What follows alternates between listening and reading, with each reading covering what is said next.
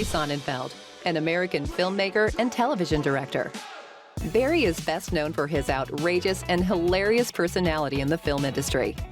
In 2020, he launched his first book, Call Your Mother, bringing readers through his idiosyncratic upbringing in New York. In this episode, we hear from Tony Hawk, an American professional skateboarder, entrepreneur, philanthropist, and owner of the skateboard company Birdhouse. In 1999, he completed the first documented 900 skateboarding trick and licensed his own video game series that same year. Since retiring from professional skateboarding in 2003, Tony has focused on building his skateboarding company, as well as involved himself in philanthropic activities, such as founding the Tony Hawk Foundation, helping build skate parks in underprivileged areas around the world.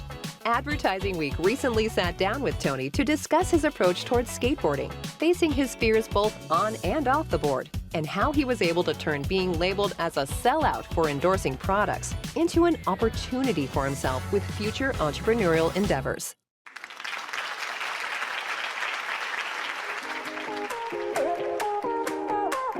I think the turning point for me was the very first time I ever got hurt on a skateboard, truly hurt.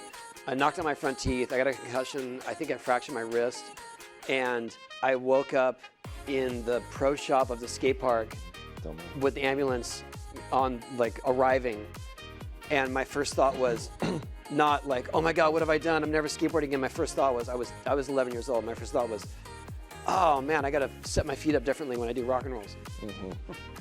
And that was the defining moment where it was like, I wasn't gonna quit skating at risk of my own health and life. I just wanted to learn. That was all true. I did get a lot of heat for being sponsored by Bagel Bites in the late 90s. And that was one of the first times I ever had a big corporate sponsor, and people didn't understand, what does that have to do with skateboarding? You're a sellout. And in terms of personal approach to it, I used to get made fun of for my skating when I was very young because it was different. It was all more trick oriented, and people literally called me a circus skater in Thrasher magazine. Like, I would get made fun of in Thrasher magazine for winning an event because of my style. And I'm already doing this sport that is considered different and alternative. So I'm in this isolated group, and then I was an outcast in that isolated group.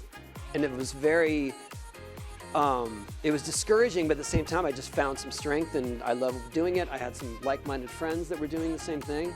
And then fast forward to like this Bagel Bites campaign, people were calling me a sellout and saying all kinds of nasty things. I used to have to deal with these marketing agencies that were like, well, no, this is how you know. And I go, you can't turn that skate trick upside down. I go, it works better on the packaging for Doritos. Yeah. Like, but it doesn't make sense. It's not a real thing. And to fight for that creative control, or at least those final approvals, was really hard. But eventually we got there and proved ourselves. And really, like, our model is 80-20. We try to get as many creative people involved, you know, almost on a freelance basis, but more that we could reach out to. But everything was in flux. Skating was going down, and so I took a second mortgage out on my house, started a skate brand. I was the team manager, I was the creative director, I was the video editor, I laid out the ads in Quirk Express on an Amiga. But if you do have enough people that believe in the vision, that's kind of all it takes. And I had a team, even though they weren't really making, a skate team, they weren't really making money from me. They believed in what we were creating. At one point, we're stenciling Birdhouse on their grip tape because we didn't have any graphics yet. Yeah. And I remember thinking, like, if these guys really believe in it that much, something's going to work. Thank you. And thank you guys for coming. That's a wrap for this episode of More Than a Celebrity from Advertising Week's global stage. We hope you enjoyed this inspiring and forward-thinking interview with Tony Hawk. See you next time.